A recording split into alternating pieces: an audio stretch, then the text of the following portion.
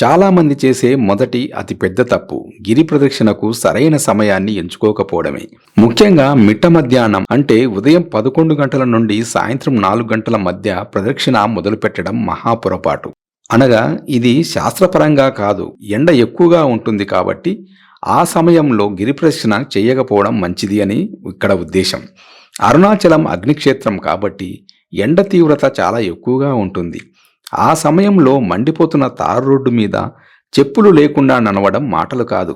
విపరీతమైన వేడికి శరీరం అలసిపోయి డీహైడ్రేషన్ బారిన పడి మీ ఏకాగ్రత భక్తి మీద నుంచి శారీరక బాధ మీదకు వెళ్ళిపోతుంది. ఇది శారీరక ఇబ్బంది మాత్రమే కాదు, ఆధ్యాత్మికంగా కూడా మీ యాత్రను దెబ్బతీస్తుంది. కనుక గిరి ప్రదక్షిణ చేయడానికి అత్యంత పవిత్రమైన సమయాలు కొన్ని ఉన్నాయి. తెల్లవారుజామున అంటే ఉదయం 4 గంటల నుండి 7 గంటల మధ్య చేయడం అన్నిటికన్నా ఉత్తమం.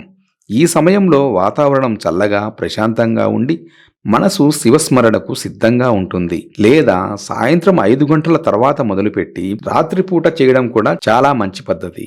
ఇక పర్వదినాల విషయానికొస్తే పౌర్ణమి రోజు గిరి ప్రదక్షిణకు విశేషమైన ఫలితం ఉంటుంది. ఆ రోజు చంద్రుని శక్తి సంపూర్ణంగా ఉంటుంది.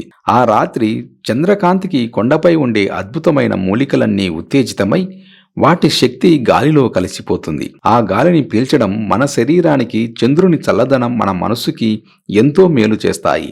అంతేకాదు పౌర్ణమి నాడు సిద్ధులు, యోగులు కూడా సూక్ష్మ రూపంలో ప్రదక్షిణ చేస్తారని, వారి సాంగత్యం మనకు లభిస్తుందని నమ్మకం. ముఖ్యంగా కార్తీక పౌర్ణమి దీపోత్సవం రోజున చేసే గిరి ప్రదక్షిణ జన్మజన్మల పాపాలను హరిస్తుందని శాస్త్రాలు చెబుతున్నాయి. కాబట్టి మీ యాత్రను ప్లాన్ చేసుకునేటప్పుడు ఈ సమయాలను గుర్తుంచుకుంటే మీ యాత్ర ఫలం రెట్టింపవుతుంది.